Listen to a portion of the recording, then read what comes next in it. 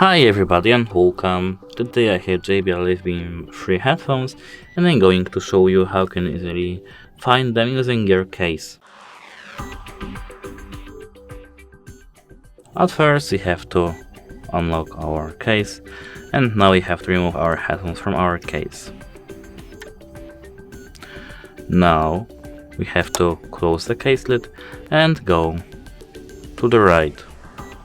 Here, as you can see, we have Find My Buds, left on the right one. As you can see, if I click on the left one, start to start buzzer.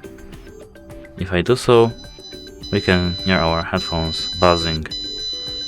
And the same with the right one.